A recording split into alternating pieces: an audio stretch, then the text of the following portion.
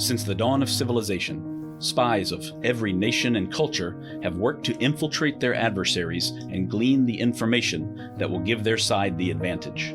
The stakes are sky high, the strategies varied and imaginative, and the ultimate sign of success is that no one ever even knew you were there. In each episode, we will explore the moral and ethical gray zones of espionage, where treachery and betrayal go hand in hand with cunning and courage. This is the Spycraft 101 podcast. Welcome to your clandestine classroom.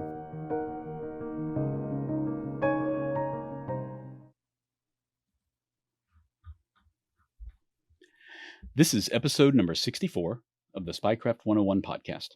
Today, I'm sitting down with Kathryn Hogue, whose father was Doc Hogue, an agent with the Office of Strategic Services during World War II. Doc is featured heavily in the book Spies of the Congo by author Susan Williams. I reached out to Susan earlier this year, and while unfortunately she was not able to come on the podcast herself, she was able to put me in contact with Kathy so that we could discuss her father's service in what I personally consider one of the most important and least understood missions of World War II. Kathy isn't simply the daughter of an American hero, though. After graduating from Mills College in Oakland, California, she worked at the Department of Defense from 1967 until 1982, along with her husband, Nick Somis. Kathy worked in codes and authenticators alongside U.S. service members and attended the U.S. Navy Postgraduate School, where she received her master's degree in systems technology for command, control, communications, and computers. After leaving the Department of Defense, she went to work for a private firm in Washington, D.C. for several years, doing research for the Pentagon before moving to Hawaii. Kathy's also been deeply involved in volunteer work at zoos and aquariums for many years, both in Hawaii and more recently in Baltimore, Maryland. But before we get into the story of Kathy's father, Doc, and his adventures, I want to say a big thank you to everyone listening who is also supporting me on Patreon, including Adrian R. and Dave E. Your monthly contributions there help me keep this podcast going week in and week out. As a way of thanking my patrons, I offer a lot of great freebies and promotions, including free and discounted books and products from the Spycraft 101 store. Patrons also get exclusive access to long-form articles of mine that aren't available anywhere else. If you haven't signed up for my Patreon yet, but you want to, just click the link in the show notes on whatever podcast platform you're listening to right now. Kathy, thank you, first of all, for coming on the podcast. I really appreciate you taking the time to talk about your father today. It's a pleasure to be talking with you. Yeah, I really appreciate it. This is a long time coming, honestly, but I'm very glad that we were finally able to coordinate this and get it together. And, I have to admit that before I read Spies of the Congo by Susan, I never really considered West Africa to be a hotbed of espionage during World War II. I was kind of aware that there was a lot of intrigue in the region that came later on, such as during the 1960s. Of course, that was a real hotbed, and we've talked about that on the podcast in previous episodes. But I had no idea what a key role it played in determining how the Second World War ended. And not only that, but your father, Doc, was one of the key figures in that region. So I have to ask, I know that you were a very young girl, but at what point in your life did you become aware of the work that your father did during the war? Well, it was after he died, and Mother explained to us what he had been doing in the war. And we also had a lot of treasures around that my brother and I, as children, played with. I don't know how many people you would ever know who actually had a lock picking set. And that was part of my father's OSS equipment. We also had a kosh. For those of you who've never seen one, it's about an 8-inch long item made of leather with metal in one end, and you hold the other end and you can knock somebody out very, very quickly using it. In fact, if you hit them hard enough, you could kill it and it will fit right into your pocket. So we never tried it on anyone, but we were playing with that type of thing. And then there were a lot of things that he had sent home to Mother, and of course that Mother had brought home from Africa when she was there, when he was working on the Firestone plantation before the war. Hmm. So we would ask questions and Mother would try to answer the best she could. Wow. Wow, that is interesting. I have to ask, I have seen a lock picking kit that is sold by a couple of different manufacturers now, and it's called the OSS kit. And I don't know how well you remember the one that belonged to your father, but was it one that was like it's all connected at the bottom, kind of like a Swiss Army knife, like one piece and they all fold out from each other, or was it like a lot of separate lock picks in a leather case or No, something?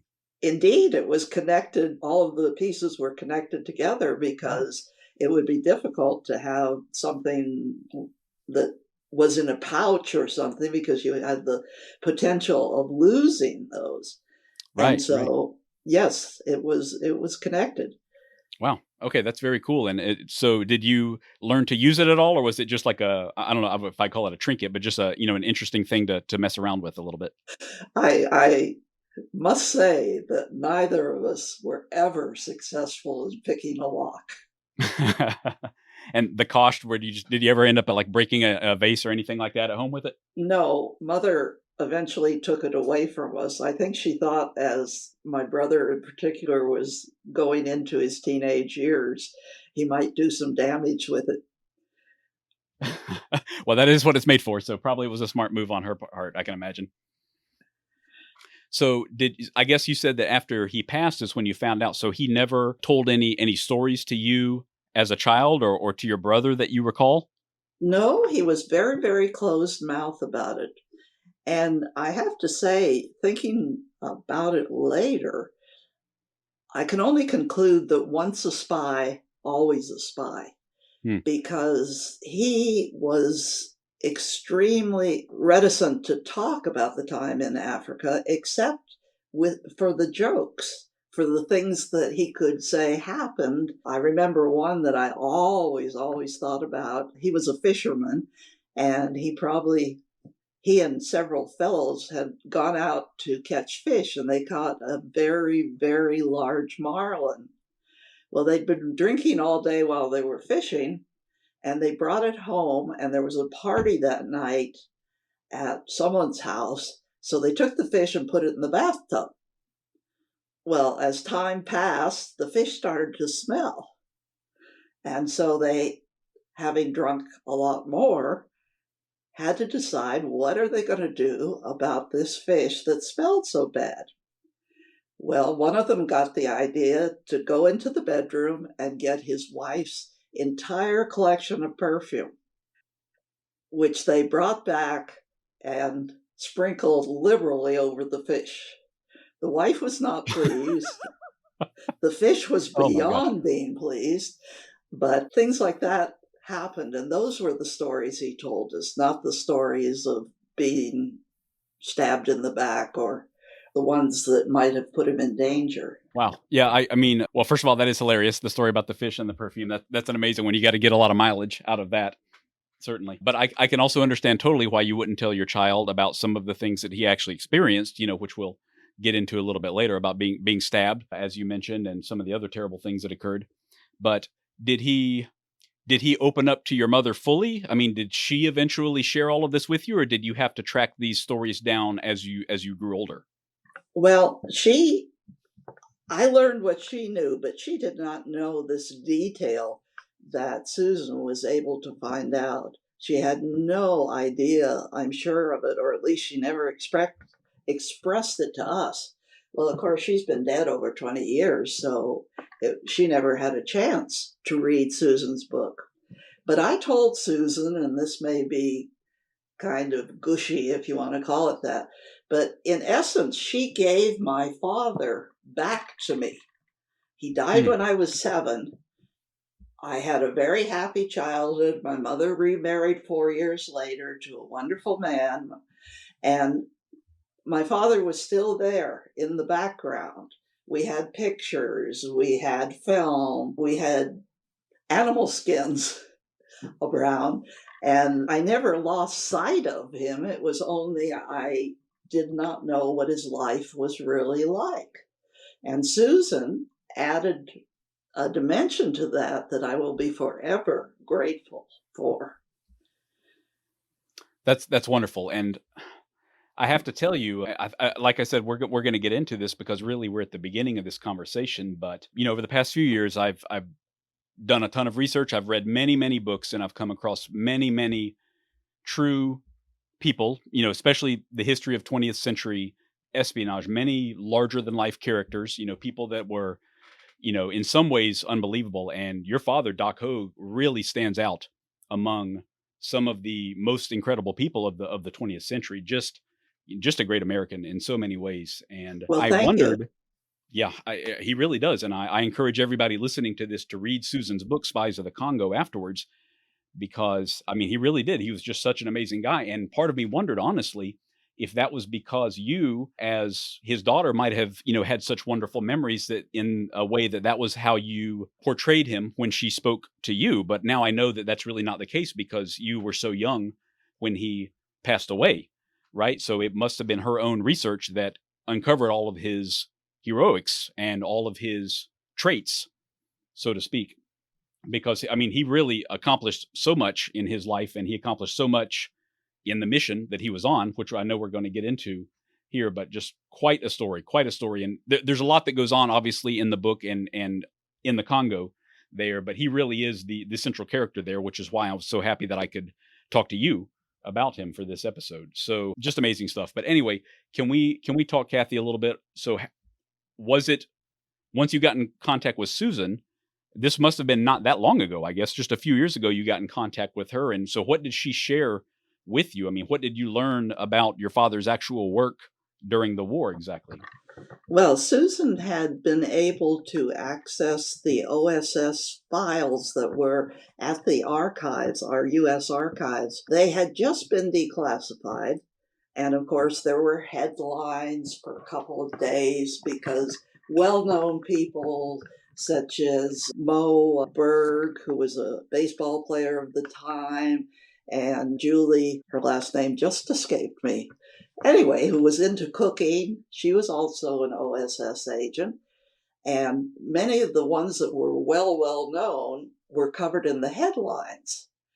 So she was able to find somebody whose job it is to research the archives. And I had been wanting to go down and try to research them myself. But when I first started to try to get some information, they said they had been just given to them in big boxes and they were not sorted in any way. And it was difficult to find which OSS group was in this box and which communications was in that box. So, not being wildly requiring the information, I just kind of gave up on it. So I give her a lot of credit for being able to get someone to help her with that and to get all this information out of there. Now, she also has a way in her writing. She looks at pictures and she, from things, reports that are sent back and so on, she manages to get a feel for the personality. And of course, I was here and I was more than happy to tell her my memories. So she was able to put that all in the book. But I knew nothing, really nothing about the Chinkolobwe mine where the uranium came from.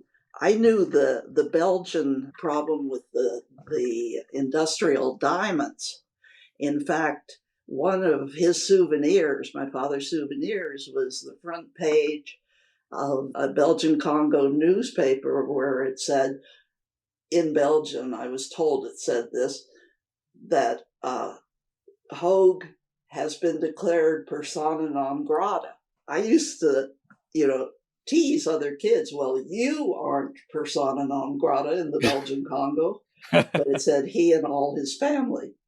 Oh, wow. So that was one thing I used to tease kids with. But so we knew that, but no mention of the bomb or the uranium. Wow. So that is kind of the key tenet there of why the Congo was so important.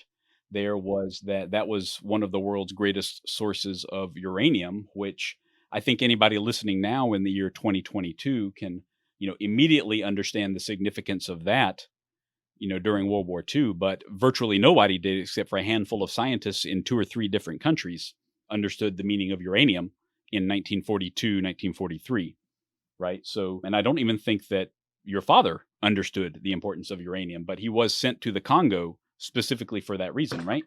Yes. And of course, the industrial diamond smuggling was his cover story.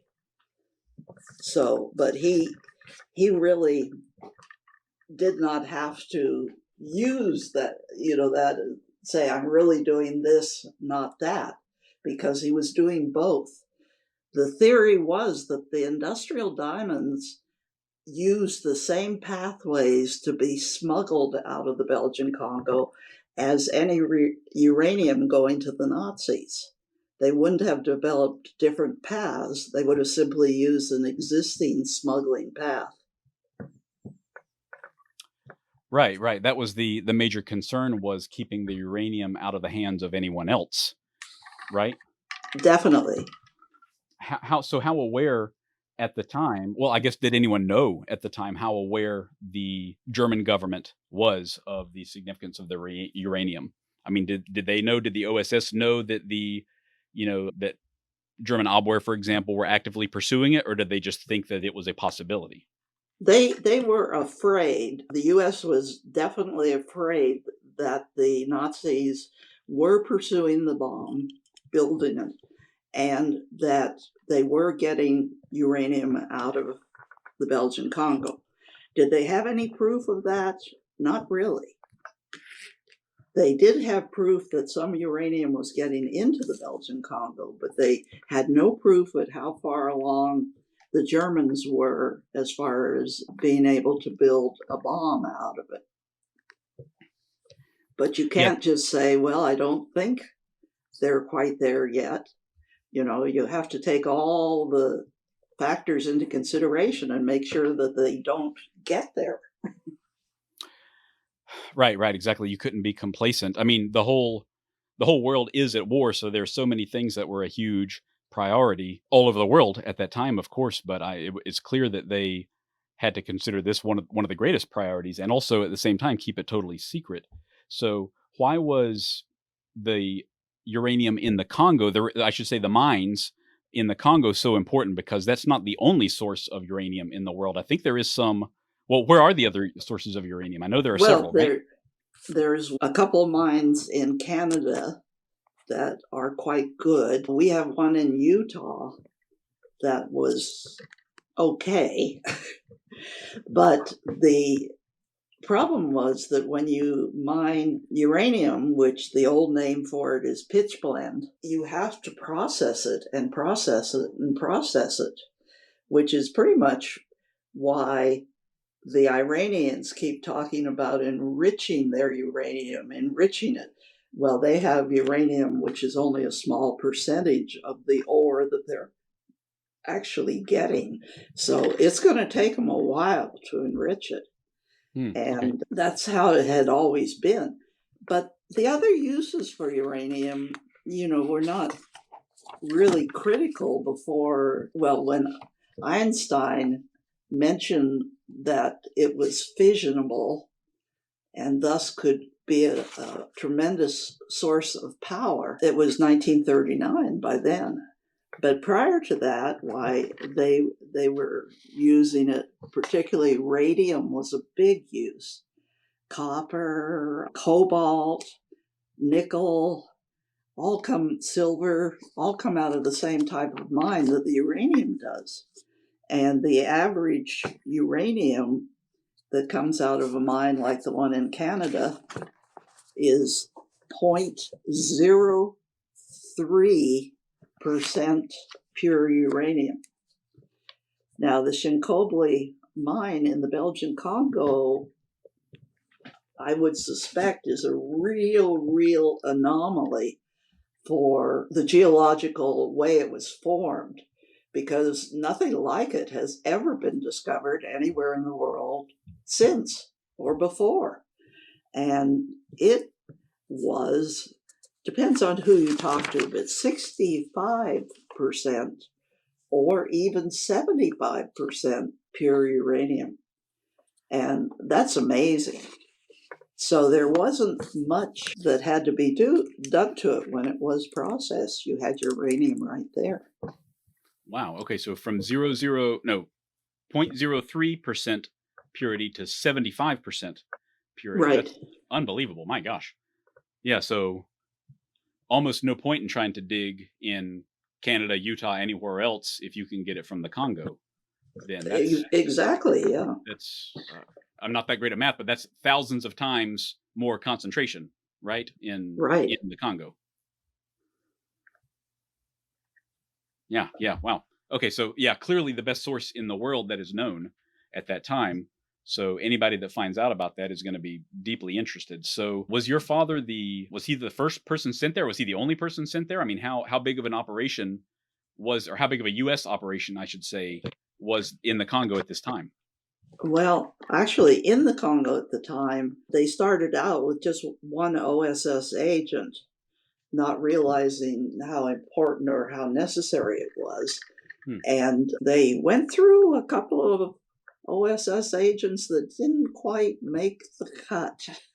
They were happy to go, but they didn't turn out to be much of any kind of an agent. The first one was a friend of the head of the OSS in Washington at that time, and he was actually a guy who had been to the Congo. If I may take an aside, the OSS was very, very good at recruiting people who either had the language or had lived in the area or in some nearby area, so that they knew what the situation was. They wouldn't take somebody right out of, say, Kansas City and throw them into East Asia, because they wouldn't have known basically what to do. So you had to have some connection with the area in some way. And my father had been over in Liberia with Firestone Plantation and later with the government of Liberia to help build the Farmington Dam and the Farmington to Monrovia Road. So he had experience in Liberia, and he knew African ways, and he got along very well with the Africans. He could speak French, which was almost a universal language in Africa.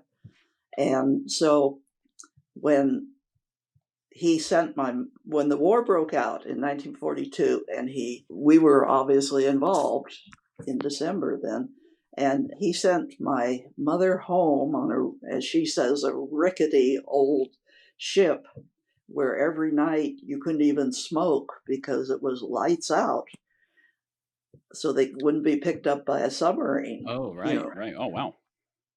Shot by a submarine. So he sent her home, but he stayed, and the OSS contacted him, and for them he started to do a project which always tickled the world out of me. He was told, his cover was, he was counting rubber trees on the Firestone plantation, because of course rubber was needed very badly for tires and uses for the military. So that's what he was supposed to be doing. But what his cover story was he was finding every American citizen in Liberia and signing them up for the draft. Huh. Wow. I don't think any of them were ever drafted. Boy, I wonder how many of them thought that they were safe that far away from America, but then your father shows up.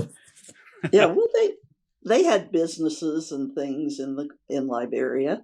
Some of them were Afro-American who had gone to Liberia to settle there.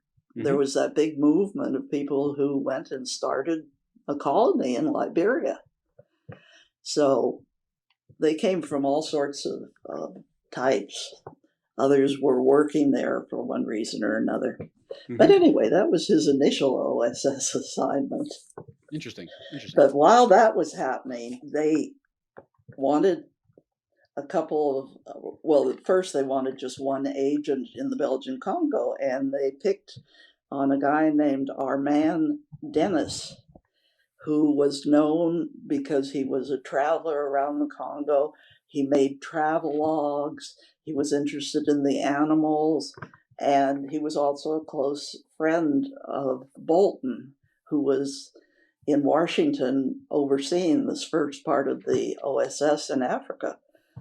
And he got his training and came out to the Belgian Congo and wandered around, sent home beautiful travel stories, but they would be things like, I crossed the bridge from so-and-so to so-and-so. That bridge is probably vulnerable, but no pictures of the bridge, no idea of how it might be vulnerable, nothing in his reports. And then he got interested in a problem they were having with the guerrillas in the Belgian Congo and also on the Ivory Coast and in that jungle area there that's right above the Congo. And they were suffering from diseases. And after Susan found this out, I often wondered if that might have been the origin of some of the diseases like Ebola that came out of Africa a few years ago. But anyway, they were working with them and trying to keep them healthy and trying to cure them from these diseases.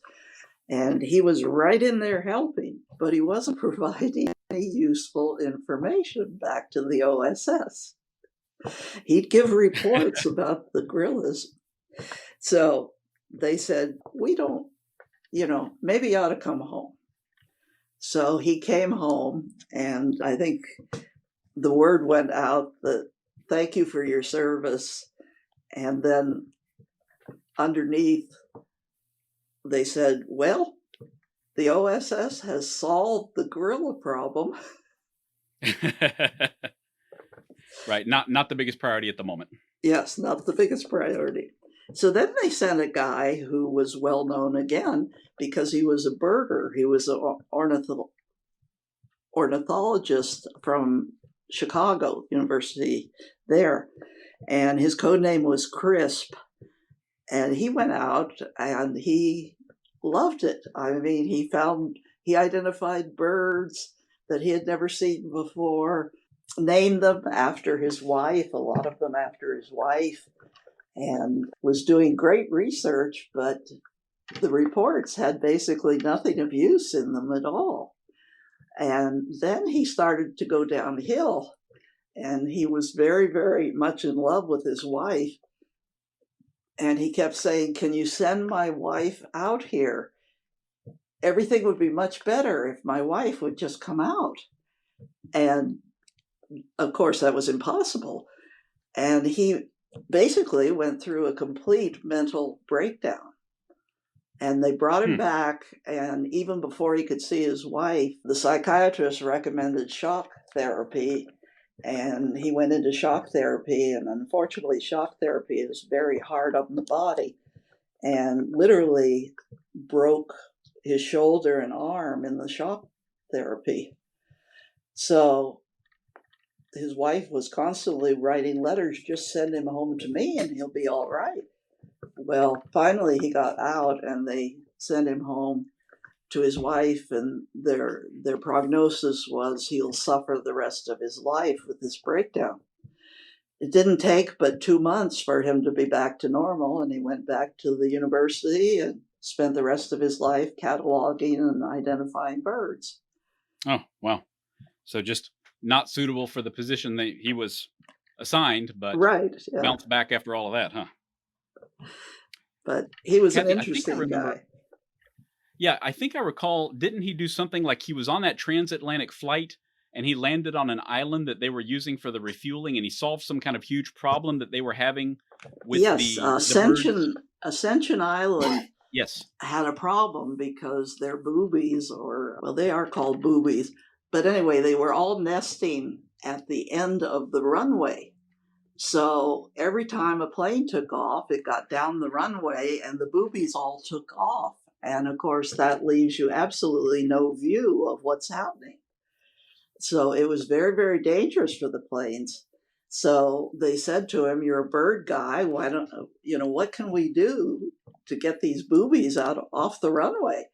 And he said, "Destroy their nests and destroy all their eggs," which may seem like a rather horrible thing to do in this day and age when so many of them are endangered. But they did that, and the boobies realized that they were unable to raise the next generation there. So they moved off to the other end of the island where there were more boobies that were nesting, and they stayed there, so they didn't bother the it was airport kind of anymore. unfortunate what happened once he made it to the Congo, but he did make a very impactful, well, I should say he made a very effective impact on the Atlantic transit there because of his knowledge that he brought with him. So at least, I mean, Right. he did provide a lot of value there on the way to the Congo, at least. So then it came to your father, right? And it was kind of like third time is the charm then once he finally arrived. Yes, he was sent, and his headquarters basically was Accra, and that's where his boss Bonner was. They were very friendly. They got along really well. So Doug Bonner set him up, basically. He did, in between the time in Liberia, did get back to the United States.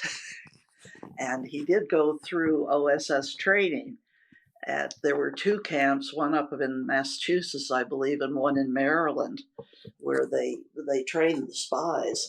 And lots of interesting things. They gave them toys and things like that, like the invisible ink that they were to write. If they had to write and couldn't send it coded, they were to write it in invisible ink. Well, nobody took into account that the invisible ink might interact with the tropic climate. And so anyone trying invisible ink in Africa couldn't get a message through. Oh, wow.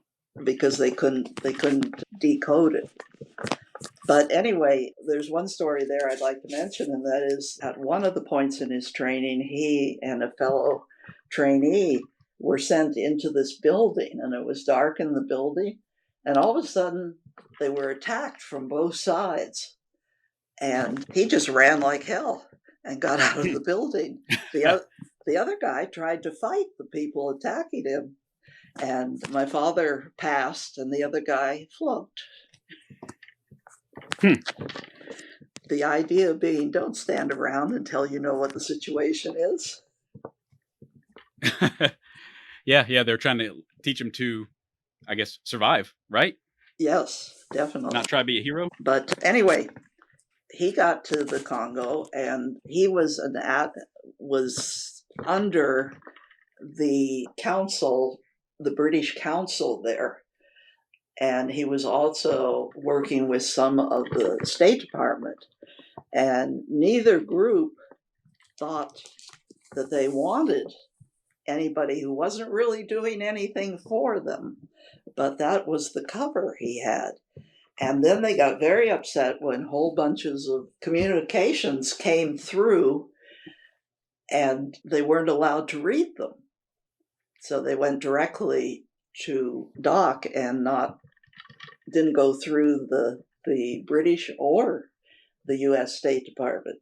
And that kind of made things a little tough. But there was lots and lots that he was doing, and he complained very much that he needed somebody else.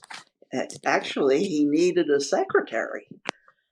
So there was a woman named Chesney who was working for Radio Free Africa, basically. I don't think that's the right term.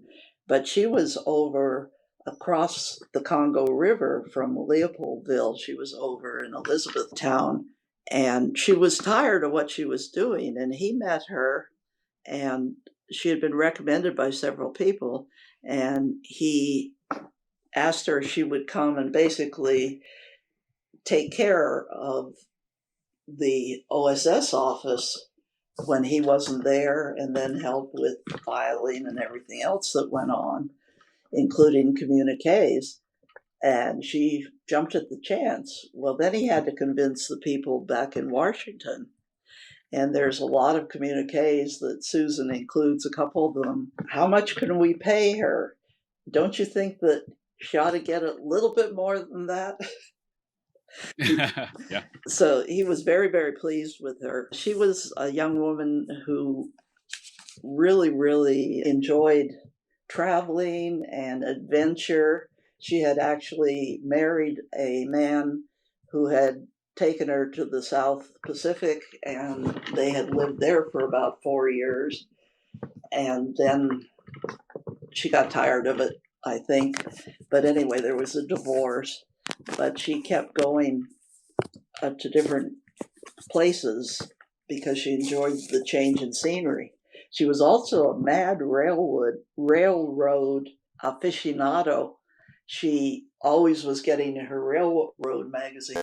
It helped in that she could look at the railroads that were doing some of this transport, particularly from Leo to Matadi, which was the coast of the Belgian Congo. And she pretty much could tell what was going on them, what type of cargo they were having. And that helped Doc a whole lot in trying to figure out the way that the uranium was being moved. Yeah, that's interesting. So that was a totally unanticipated benefit of hiring her, then, that she was something of a like a logistics almost expert or aficionado, like you said. Right, yeah. In fact, she finished up her career years later after the war, working as one of the editors of Railroad magazine. Oh, wow. She was that good at it. So that actually brings up a really good question that I was going to get to in a minute. Obviously, the uranium is very important to the U.S. government. How exactly were they moving all of this out? Was it actually, it was by the trainload? I mean, is there a large contingent of, I don't know, like American Army engineers, or is it like a private company that is contracted to do this, or what exactly? Okay, in the very beginning, well, if you go back a bit, the Nazis are moving on to Belgium. The Belgian government moved to New York to stay out of the Nazis' hands. Well, the Belgian Congo was iffy. You couldn't say it was 100% behind the Allies. It was sort of behind the Allies, but sort of behind the Axis. So you had to keep an eye on it all the time. Well, a gentleman who was one of the directors of the Union Mineur, which was the Belgian mining corporation, was also in charge of the Katanga mine, which is where Shinkolobwe is located. And at that point in time, he claims it was all him, but that's been challenged by a few people. He decided to move everything that was already mined, in other words, the uranium that was sitting on the top of the mine, and move it to New York. His name was Edgar Sangier, and he moved, I believe it was 12,000 tons of this stuff to New York. And then he made an agreement with a colonel named Ken Nichols, who at that point knew how important this was going to be to the U.S. atomic effort. And so they got together and they made an agreement to get everything that had been mined and the stuff that was the tailings. Now, in most mines, the tailings are the stuff that's not worth anything. But in the case of a mine that is so rich, the tailings were even 20% uranium. So they agreed to move this. Now, initially, the route was to go from Katanga province, where the mine was, all the way across Angola and go out of a port in Angola. Well, they started to get very, very nervous about that. That would have been the most direct route. But Angola, the Portuguese were kind of, again, iffy. And even more than the Belgian Congo, Angola seemed like any moment it could declare for the Nazis. It was that close to doing it. So they decided that the best bet would be to go through the Belgian Congo.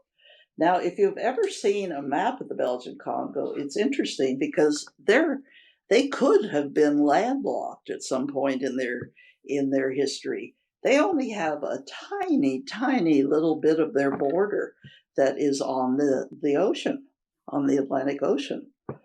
So the majority of the Belgian Congo is all land. So what they decided to do was, instead of going through Angola, they would take the train and take it up to Leopoldville, well, actually above Leopoldville, and then it would be put on barges and floated down to Leopoldville. And the only problem there is, once you get down there, the Congo River turns into this incredible mass of rapids and things that people can't go down. You just can't. Daredevils have tried it, and some have made it, but most have not.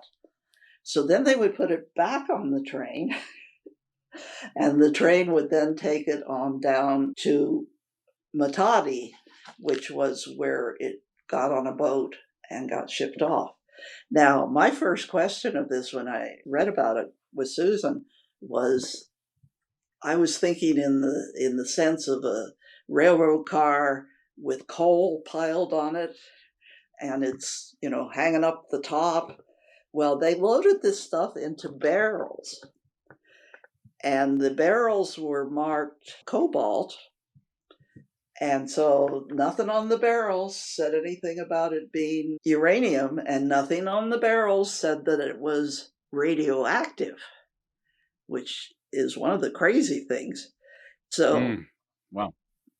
And the way they determined whether they were getting the majority of it was, there was a person that was called a cutout. They were not part of the United States government, but they were sympathetic.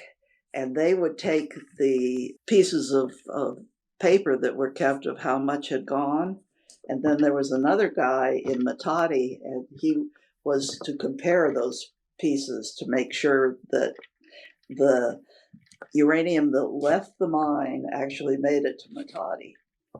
And it worked sometimes, and sometimes the information didn't get there on time. You have to remember, you're in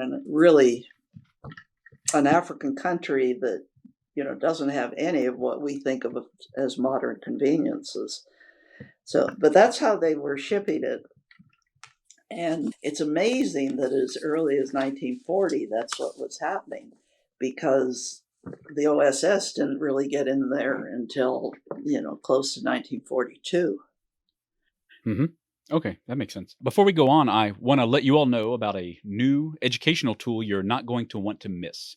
It's the Gray Man Briefing Classified.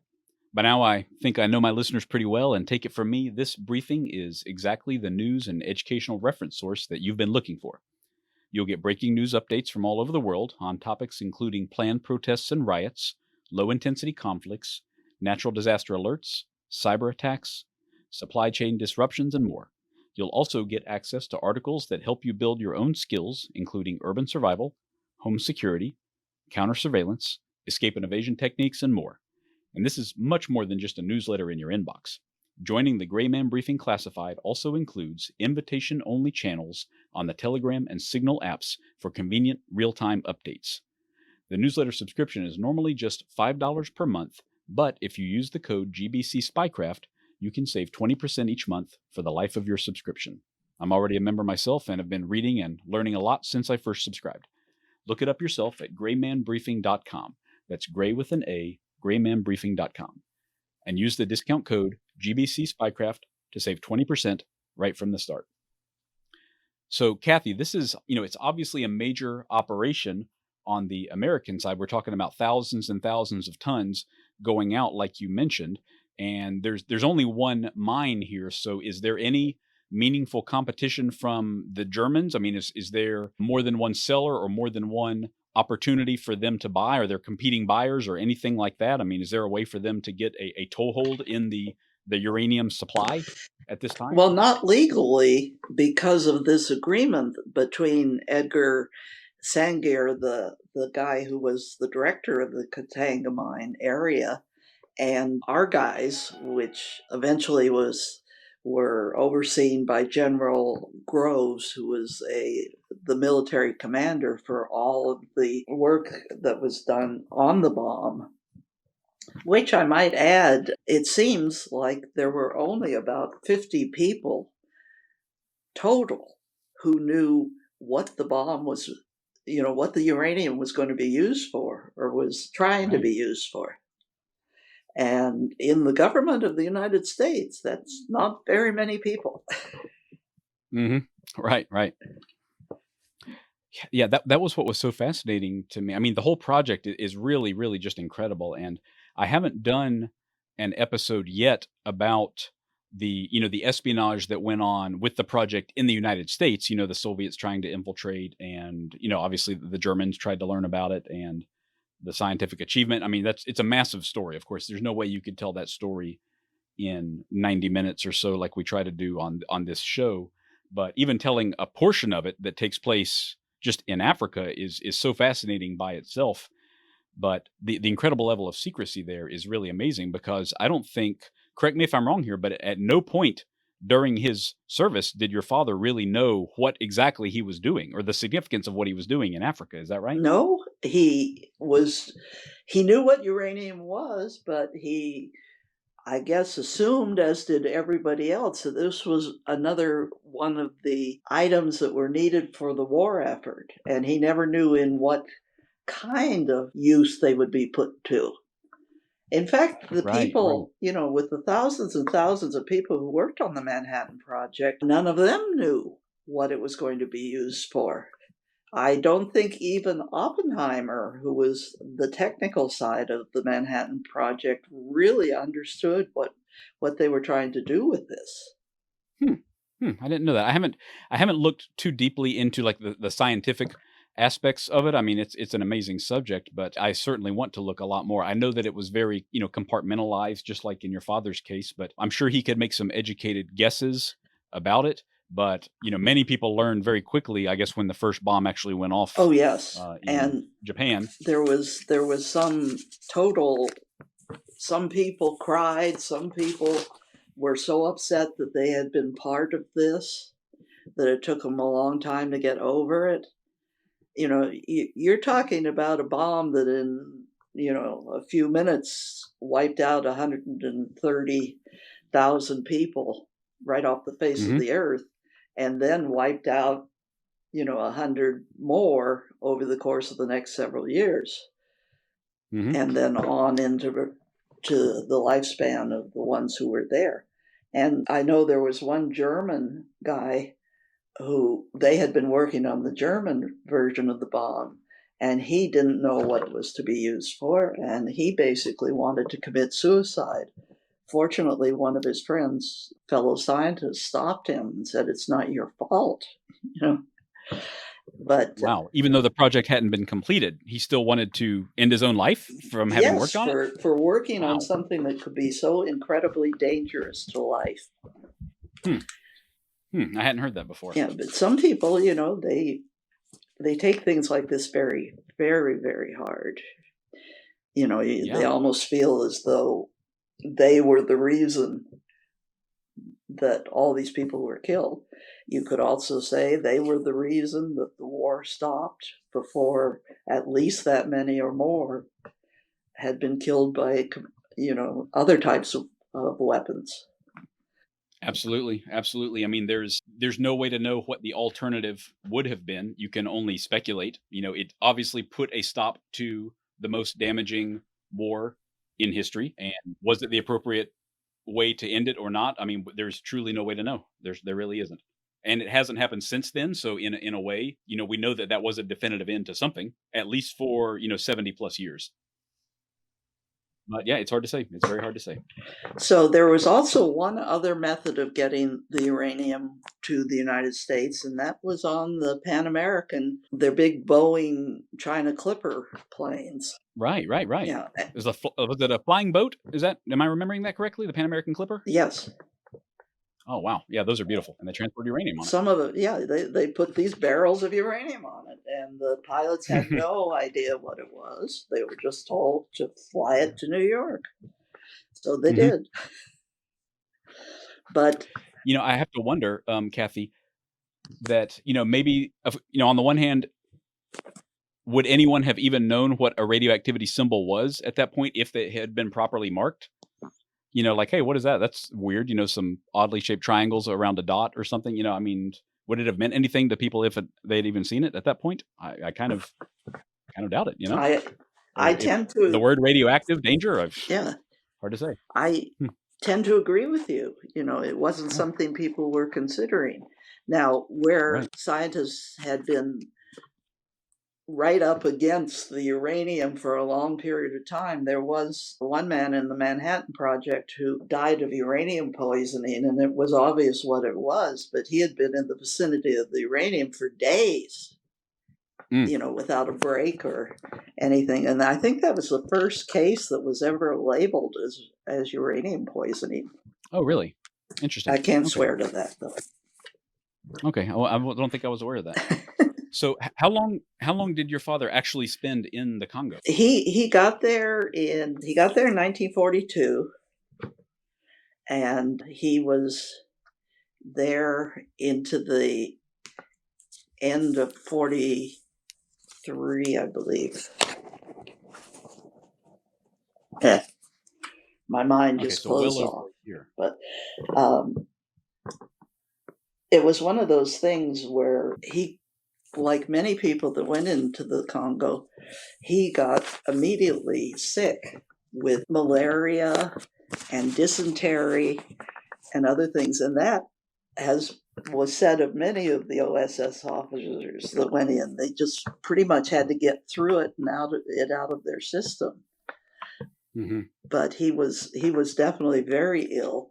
And so they had to send somebody down from Accra to hold the fort down while he was in bed. He couldn't get out of bed for like 8 days. And the person who came down, who was a guy named Bonner, he took one look at him and he took him to Liberia, because Liberia was more westernized. It had American trained doctors. It wasn't the Africa the other parts of Africa were like. And they got him some shots and got him on quinine, got the dysentery taken care of, and he could go back to work. But he was very, very ill the first part of the time he was there. Oh, wow. Well, at least he bounced back after that. What was his, I don't know if I'd say day-to-day activity, but what were his responsibilities exactly? Did he do any of the traditional kind of espionage stuff? Like, for example, did he have to build a network there to keep him apprised of any, suspicious activity? Did he have some sources there that were reporting to him, anything like that? Well, he had these things called cutouts. And I think it was a cutout that actually broke his work open, and the reason he had to leave the Congo. But the cutout was somebody usually who was willing to do a specific job, such as give the information about how many tons of uranium have left Katanga area. And they usually did it for no pay. In other words, it's because they were anti-German. They thought that the Americans getting this stuff was probably a good idea, and so they would fill in. So he had his cutouts that he had to befriend and make sure that they were the right people. And then he had an amazing amount of social work that he hated. He was not really a real social guy, although he could be absolutely charming. But he had to go to play golf with people from the Belgian portion of the colony, or play golf with the British or anybody else, that he needed information. And the easiest way to get it was at a party, or play golf with them, or have lunch with them. They used to say loose lips sink ships. Right. And it is entirely true. Oh, I absolutely agree. Absolutely agree. So anyway, they also, when he left for the Congo, all agents were given this pistol, and it was a 45. They called it a Liberator, and it only shot one shot. So it was one of those things that you only used when you knew that nothing else was going to help in any way. And they were a very flat pistol. It wasn't like a gun we see today. It would be like a gun we see today, cut in half, lengthwise. Very, very flat, easy to carry.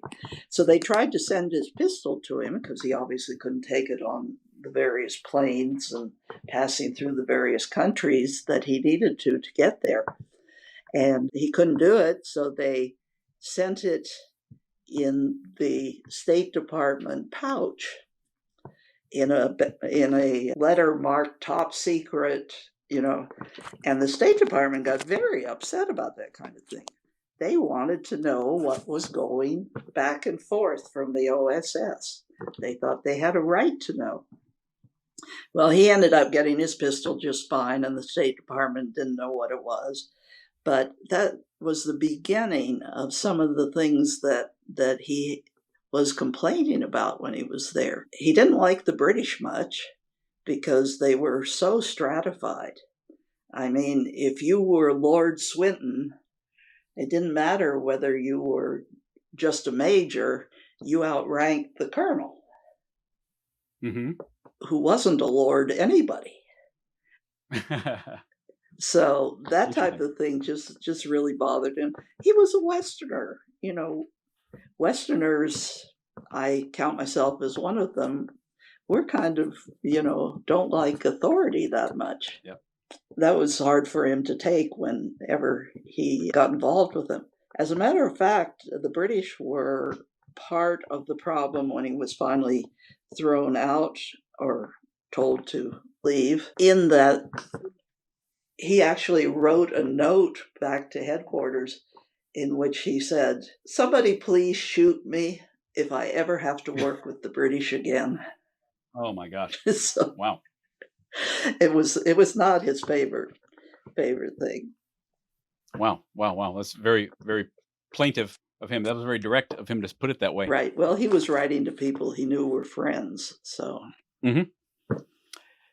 I have to say I'm very surprised. A lot of my listeners are very familiar. They're not just history buffs, but they're very familiar with like the weapons, the sidearms of World War II. And for him to be sent a single shot pistol like that seems really odd. Do you have any idea why they would send him that one of all? Because it's a pretty well known one, but I mean, a single shot seems just very strange. Well, I don't think they were going to conquer the world by firearms. They were supposed to be right. Yeah, I mean, he wasn't expected to use it very much there, I guess. They were supposed to be spies who kept a very, very low profile, and right. You would think there would be no difficulty, trying to get out of things without resorting to arms. Mm-hmm. You weren't much of a spy if you gave yourself away that way. Right, absolutely. So it would be an absolutely no option type of thing.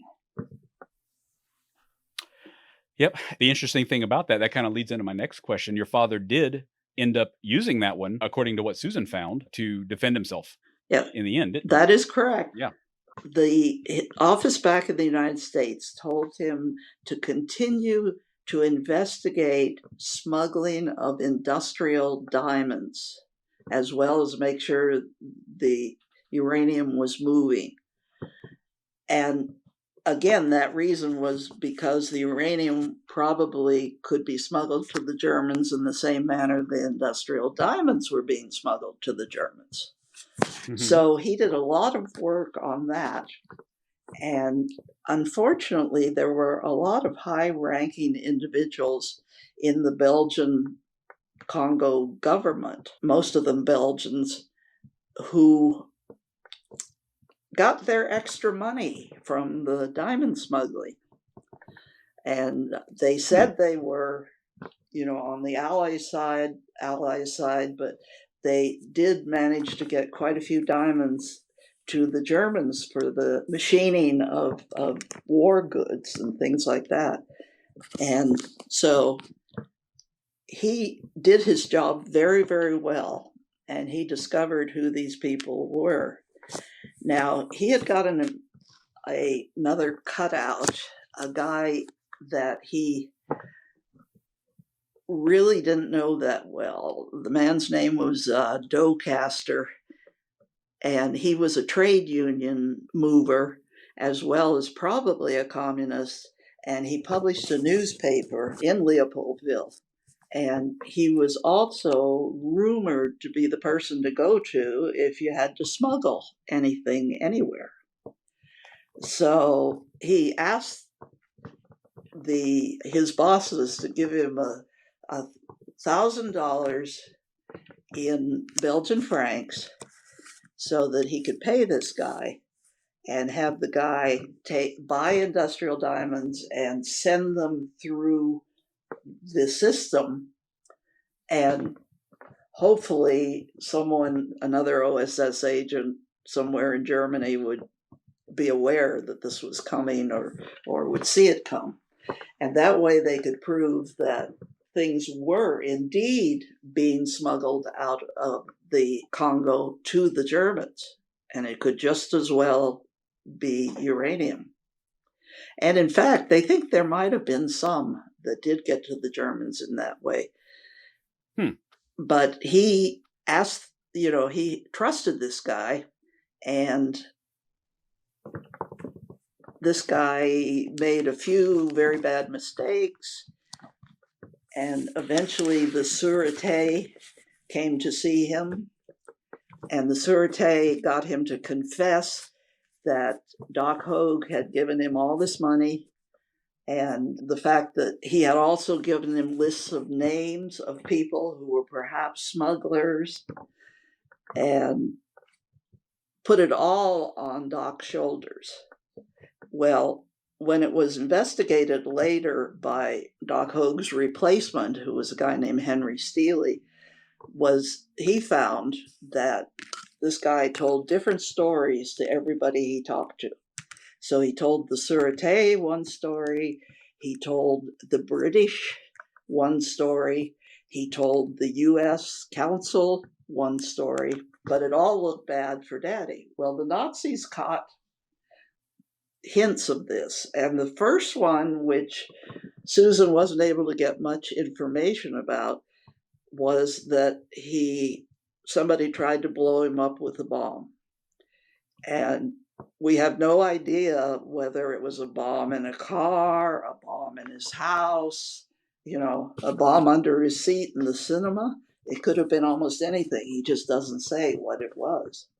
But he managed to escape the bomb. And the next time was somebody tried to stab him in the back, grabbed him by the shoulder, and came at him with a knife in the back, and he was able to twist out of the shoulder hold, and the knifer turned and ran.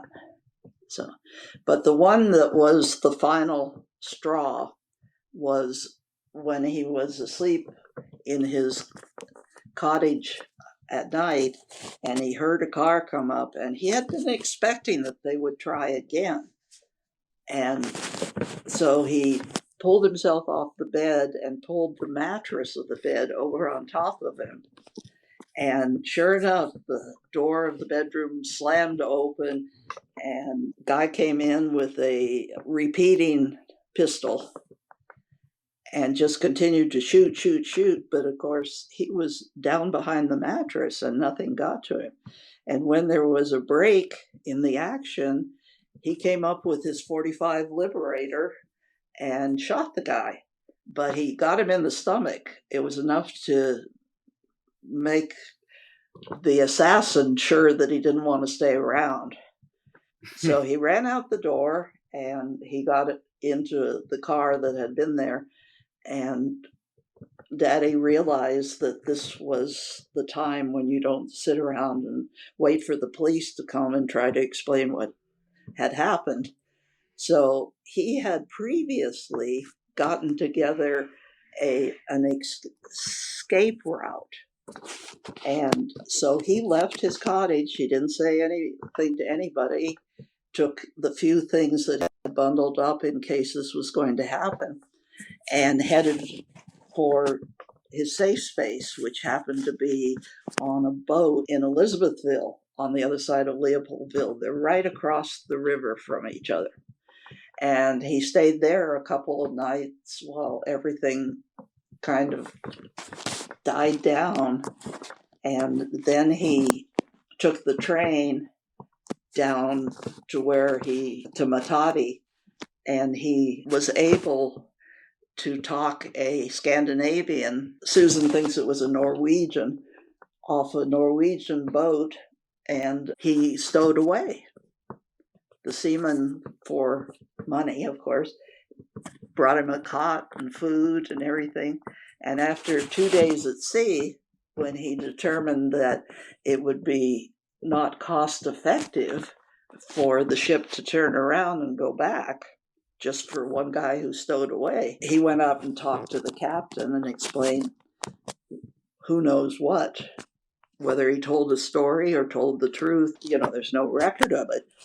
But the captain took a liking to him, and so took him all the way to New York, where he left the boat and went down to the OSS in Washington and said, "Surprise." Yeah, I tell you, Kathy, just reading that was completely amazing to me. So he dodged a bomb attack, he dodged a knife attack from behind, and he was given a pistol with one bullet loaded, and that was the only one that he needed. Just amazing stuff. And then he escaped out of the country, stowed away on a ship, took that to New York, escaped out of Africa. Just some incredible stuff there, really. It was incredible. And he still was with the OSS, so he went to their African division and was able to continue to help them, from Washington, from what he knew about the African division. Meanwhile, he was replaced by a guy named Henry Steele. And Steele I met his daughter at one point. She's a remarkable woman. And he was a silk dealer. In fact, Steele silks appear to be still around. It was a European group, and then some of it moved to America, and it was well known in New York. And he was evidently a very, very interesting man, too, because when Doc got thrown out, he decided that he would try to find out exactly who was responsible. So he set himself up kind of like a detective.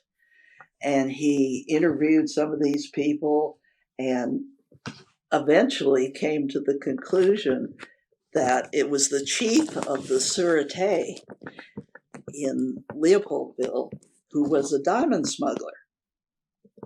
And he had caught wind of what the smuggling that Daddy was looking at and had made up these various things. Like Docaster had told him or confessed to having a list of people involved in the diamonds smuggling, and they said it was typed on Hogue's typewriter, but it couldn't have been.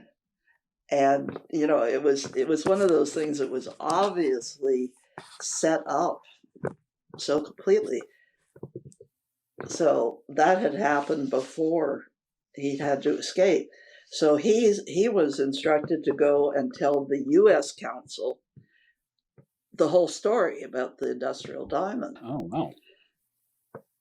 The U.S. Council said, "You better go home."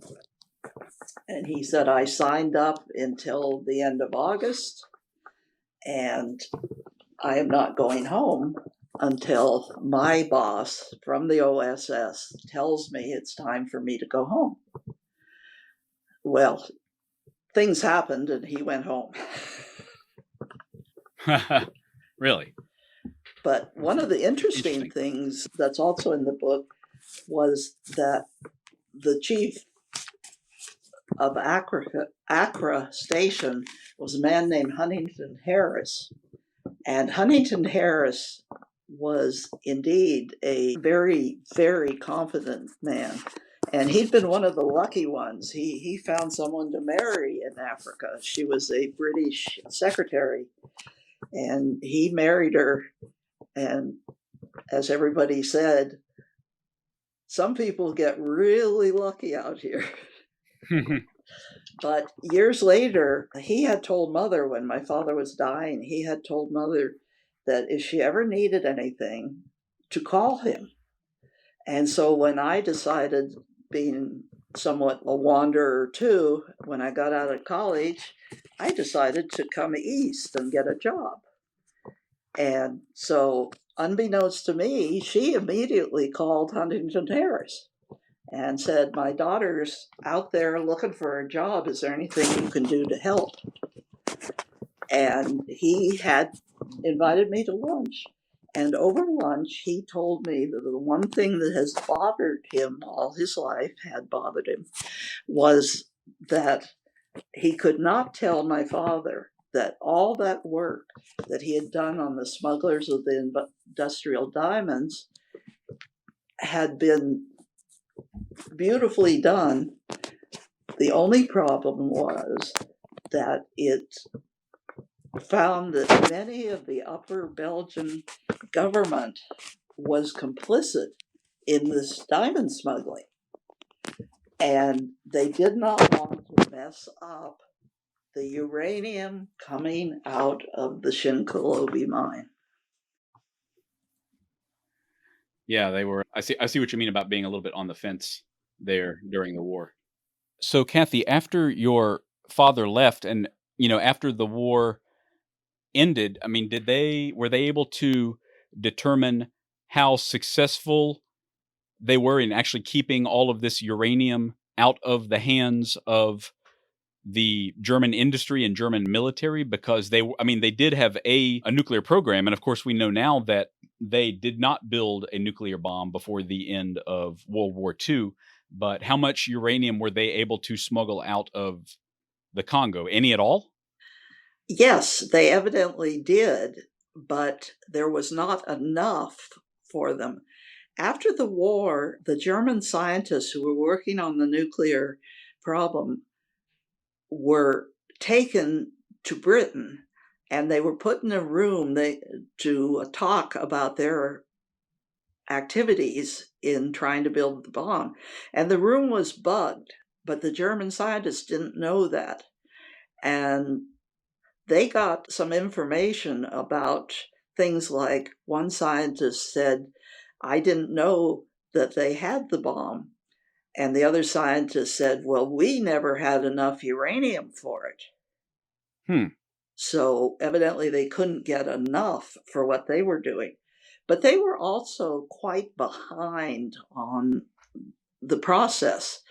According to the OSS, Mo Berg, who was a baseball player and considered one of the smartest people in baseball, he was with the Red Sox. He was an OSS operative, and he was sent to a talk by the biggest person in the German nuclear scientific areas.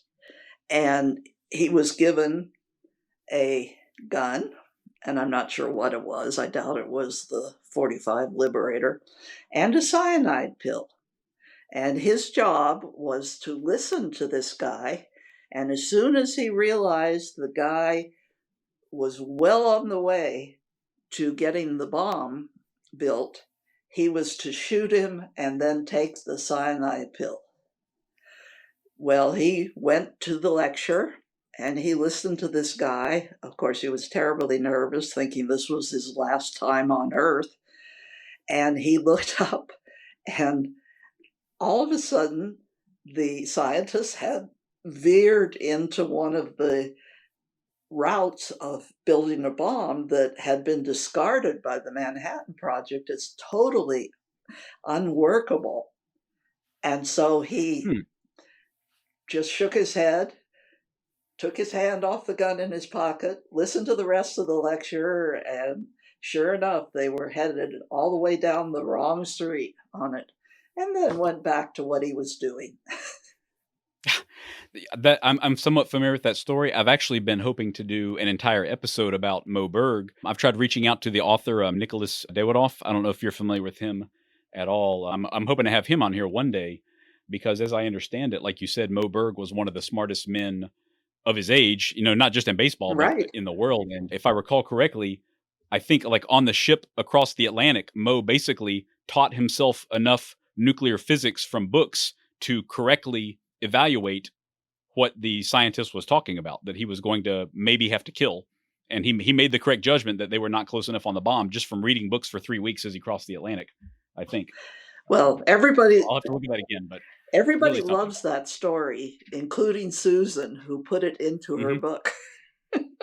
Yeah. I'll have to ask Nicholas if that's really true, and if I ever get him on the show anyway. Yeah, But, he would be really fascinating. something. He's got to be rather old now, though. Yeah, the book is over 20 years old, I think, Yeah. and I haven't been able to get in touch with him yet, but maybe one day. So, yes. Anyway, quite a story there. To answer your question, yes, they had some uranium. No, they probably did not have enough to build a bomb, even if they had the technique down. Okay. And I mean, a large part of that was due to your father's work, I think, and the other agents there. So what happened? Well, less so, honestly, to the agents that preceded him anyway. But what did happen to the agents and some of the other personnel that worked in the Congo afterwards? Like, what did they go on to after the war?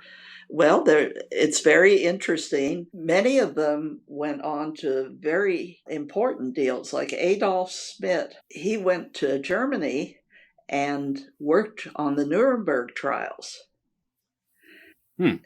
And then he was appointed later in the 70s as an ambassador to Canada and ultimately received the Legion of Merit for his work and died at the happy old age of 96. Oh, wow. So, and he, according to Daddy's reports, he was one of the really good guys. He was very helpful and very knowledgeable.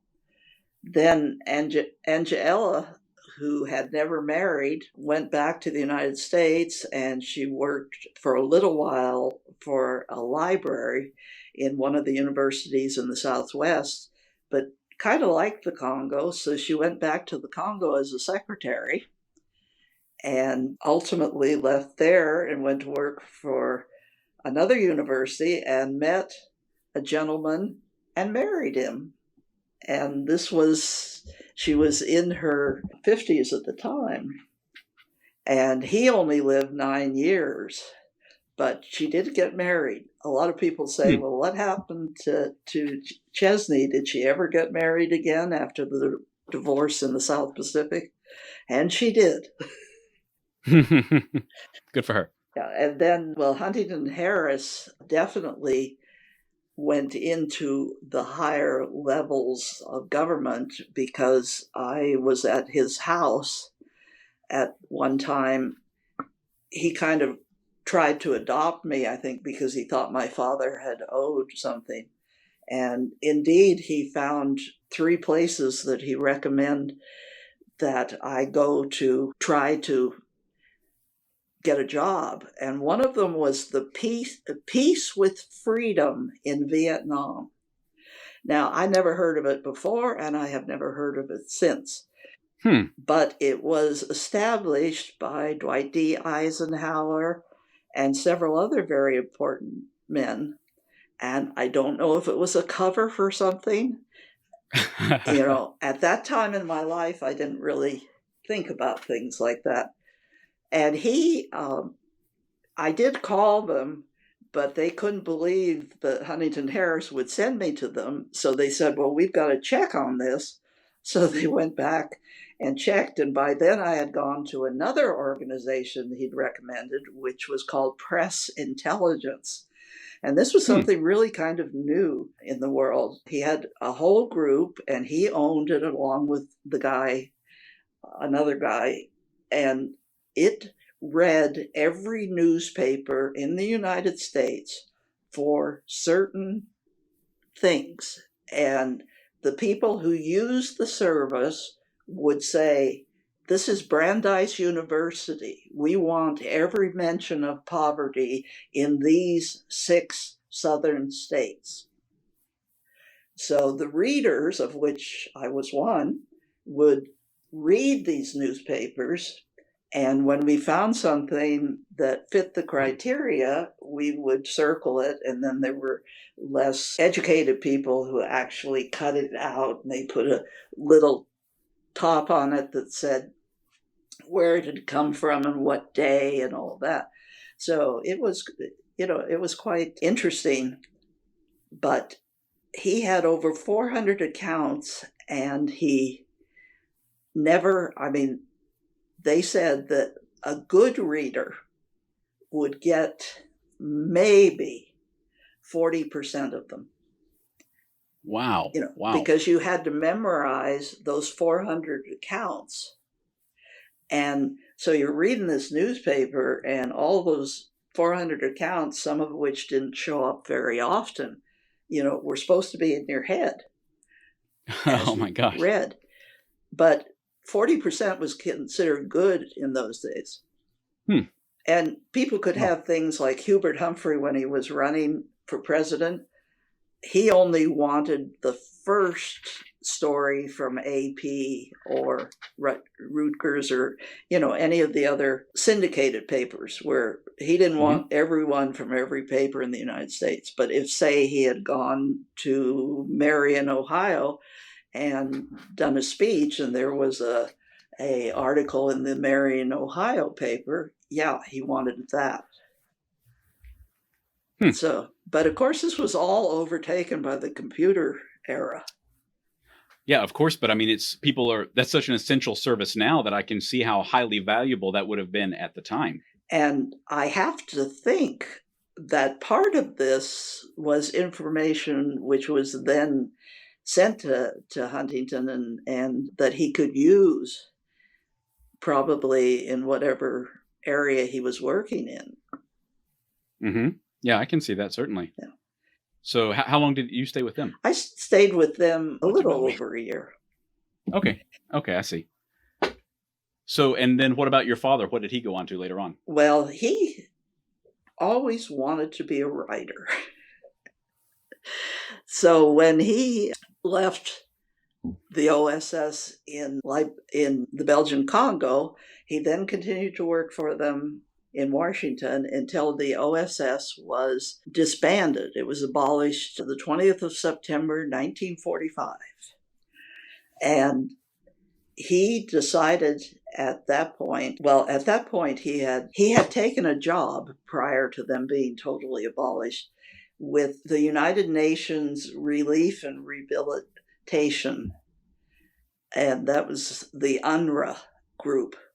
So he was sent to Germany and to manage this group of people who were mostly Polish, a lot of them Jewish. They were living in displaced persons camps, and they were trying to get them out and settled somewhere else and so on. And it almost broke his heart. They loved him as a manager, but there was only so much that he could do. And he actually lost his temper at one point and wrote a letter that was published in Life magazine about how can the United States Congress sit there and say, oh, we want to help, but then refuse to allow these people to come to the United States, especially if they're Jewish.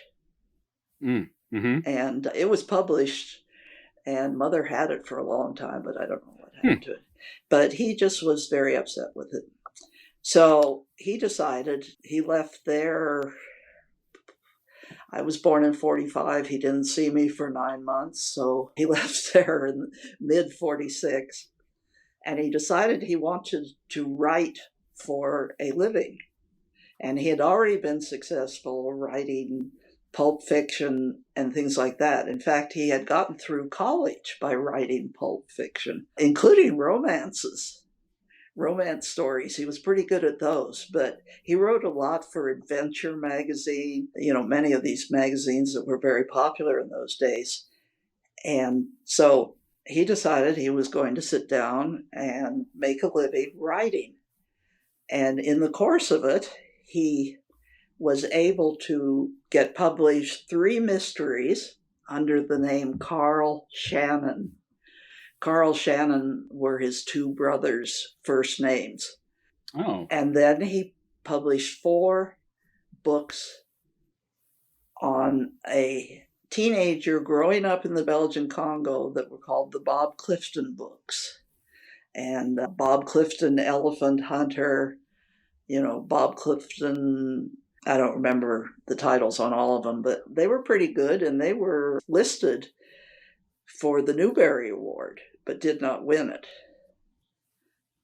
So Kathy, before we started recording, right when we got on, by the way, I told you I had ordered one of his books, Bob Clifton, African Planter. Yes, Bob Clifton. So that's the one I've got coming right now. It's hard to find, though. I have to tell you, they've been out of print for a while, so I've got one of the originals on the way now. Yeah, well, fantastic. You will find that it was written in an era that treats the native a little bit differently than we would approve of today. I can imagine. I mean, it's very vintage looking, certainly, but that's fascinating in its own way, certainly. Yes. That's the era. So my mother got upset with him writing, and she said, "That's not hard to do. I'll write a book." Mm-hmm. And she proceeded to write a mystery novel set in Africa. And I still have it. It was never published. And it is pretty bad. Oh, my gosh. So I could understand why it was never published. Okay. Well, she put in the effort, at least. That's good. Well, it soon became evident that he could not make a living writing. The money just didn't come in fast enough, and it wasn't that much.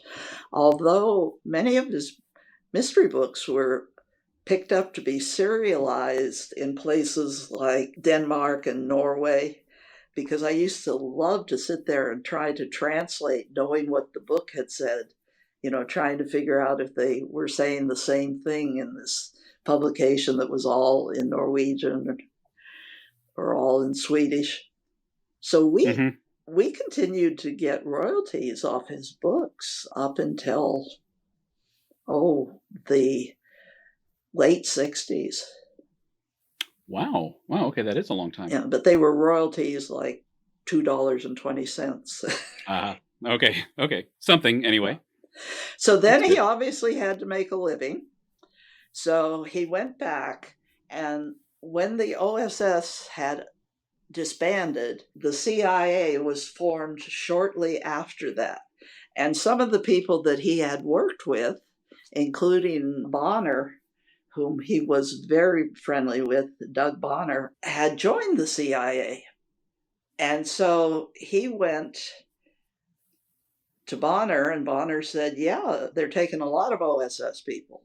So he joined the CIA, and we all went to Washington for 6 months, Washington, D.C., while he was trained. And then he was sent to Beirut, Lebanon. Now, there wasn't an embassy there. There was just a legation. So it didn't have an ambassador or anything. But he was an attaché for something at the legation, and that was his cover.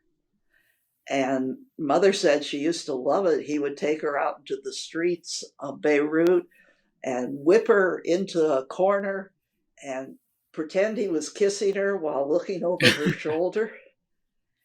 And she just got such a kick out of that. Oh my gosh. Wow. I bet. That's thrilling to be there with your husband in a exotic country like that? I know she'd done that before, but I know that must be a really exciting experience. And go with him when he's surveilling somebody to act as his cover. Oh, yeah. That's great. But eventually he got very, very ill. And initially they kept saying it's reoccurring malaria. It's reoccurring malaria. But he was in what is, in those days was a reasonably Western medicine country. I mean, there was no reason why he couldn't get medicine for recurring malaria and stuff like that. Well, it got very bad, and they had to airlift him back to Chicago to the Mayo Clinic. And he was diagnosed with stomach cancer. Now, stomach cancer is not a disease that normally hits people before they turn 50. It's an older age disease. He was 42 at the time. Oh, boy. And my mother called her sister and my grandmother to fly to Beirut and help pack up the house and take care of us two kids while she flew with him to the Mayo Clinic. Well, of course, we said goodbye and we never saw him again. Oh, my gosh. And, of course, for me at 7, it wasn't that traumatic. But for my brother at 9, it was extremely traumatic. Because, his parting words were, "I'll see you in a little while." And then they made the mistake of not taking him to the funeral. So it was like he had just, that's sad. Been taken off into the world. But anyway, he was very young for that. And Susan and I think it was probably due to the uranium. Because some of the uranium was put into pouches and carried, from place to place for various reasons. And then the others that didn't make it either. There was a guy named Lanier Violet who worked under the cover of Texaco. And he died at 39. And they had shipped him back to New York. And his sister went looking for his death certificate. And first they told him he died of malaria. And then the death certificate had natural causes as the cause of death. And then there was an attachment to the death certificate saying this has been filed somewhere else, but no one ever could find the attachment. So again, he was only 39. And then Henry Steely, the silk man, he died at 52. Doug Bonner, who had been Doc's major hope and help at the Acura site, died at 58. So there were a whole bunch of these people who coincidentally all died very young. And yeah, that is anomalous, to say the very least, and all of them in the same geographic location around the same time period. Right. I mean, that's a lot. Certainly. I mean, was there any serious investigation into this that you know of, like government level or families getting together or anything like that? No, not that I am aware of. Oh, man. That's unfortunate. But, there probably wouldn't be. Yeah. What do you do at this point?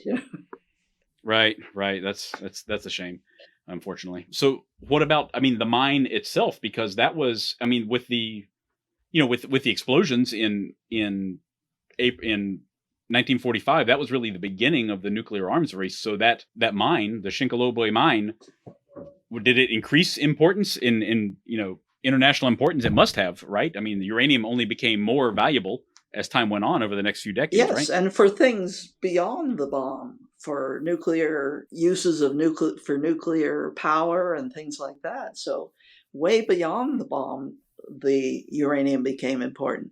And also that uranium or that mine had a side effect that's only being apparent now, in that some of the metals that we use for computers, the hard to find metals, are prevalent in that mine also.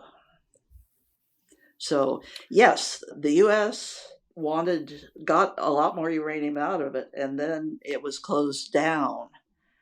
And the point was that they were afraid the Russians were going to get in there, and the Belgians were going to let them start to take stuff out of uranium out of it. And the thing is, the Soviet Union surprised everybody when they did their first bomb test, because it was only 6 years after the war, and they were not aware that the Soviet Union was that far ahead in nuclear power. Right. Yeah, I wonder where they got that info. I wonder how they sped up so much. Yeah, well, there was a mine. So, right. One other thing about the mine is the conditions were terrible. I mean, people worked the mine with no idea of radiation, no idea of anything to prevent them becoming ill from it, and many, many, many of the natives in the area did. So the mine in the 60s was closed, and they filled the mine shafts with cement, and they, of course, locked the door. That's a joke. Right. And a lot of the mine was flooded because it was both a shaft mine and one of the mines that they just took it right off the surface. So it was, I don't remember the name of that kind of a mine, but it was not just the shaft mines. And put elephant fencing around it and locked the door, and nobody was supposed to go near it. Well, the natives in the area immediately found ways to get through because they could still sell it for good profit, but not in the large quantities that it had been used before. So they found that a lot of the ore was being taken out of the mine. So they did more to try to stop that. And the Shinkolobwe mine is now supposedly under control of the United Nations, in that they won't let it open again. But you still have the natives crawling under the fence and mining it. And the number of problems in the area with people who are born with thalamide type mutations, or bones so thin they won't hold their brain. Just terrible, terrible things. But nobody seems to care. And we're to blame, the United States, in some ways, because when the Belgians left the Belgian Congo and Lumumba was elected in a free and democratic election, the United States got in there and got him deposed, and we had many, many number of years of a strong man running the Belgian Congo. Yeah. There's quite a bit of American involvement in that region, and most of it has not worked out well for the inhabitants, the country there, right? Certainly. Yeah. It's, and that the mine is a real, a metaphorical and a literal scar there, from what I read in Susan's book, and what I've recall certainly from other sources as well.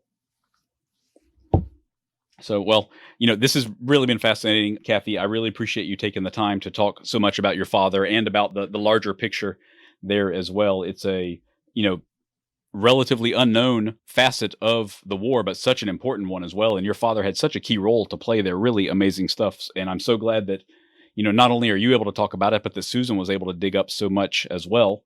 So for anyone who's listening right now, I really encourage you to pick up Susan Williams' book, Spies of the Congo. Doc Hogue is, in my mind, he's the central character of the book, but there are quite a few other people that play key roles as well, and quite a bit about the history of the Manhattan Project, about German involvement in the Congo, about the smuggling, diamond smuggling, about uranium mining, just a lot in the book that is really, really interesting. So take a look at that, add it to your bookshelf. It's a worthy read, certainly. Thank you, Kathy. Is there anywhere else besides Susan's book and besides your father's own published fiction that we could read about him? Any other newspaper articles written about him or any other books that have featured him that you know of? No, at one time he wanted to run for Congress in Idaho, and there were a few newspaper articles on that, but that was a long time ago. And my mother told him that if he did, she would divorce him. Wow, she really put her foot down on that one, didn't she? She certainly did, yes. My goodness. Well, I guess he didn't run in the end, so it sounds like he listened to her. Yes, he did. Wow. Well, oh my gosh. All right. Well, thank you so much, Kathy. It's been a real pleasure talking to you about this. You're welcome. And I often wonder about how many other little items like the Congo mining that there are in our history that nobody has found yet. You know what? I think that there are a lot, honestly. There really are. And I hope to explore a lot more of those in the future. Well, thanks again, Kathy. You take care, okay? It was my pleasure.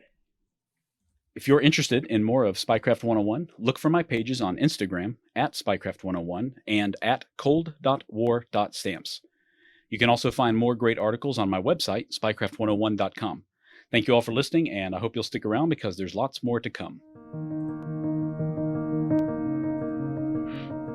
Disclaimer. This podcast is for entertainment purposes only. The stories and statements expressed herein are experiences and opinions. They may not reflect the views of the host or the production studio. It's okay if you disagree with our content. No piece of media is right for everyone. If you love Spycraft 101, please check us out online, on Instagram, on YouTube, and especially on Patreon. Thank you for listening.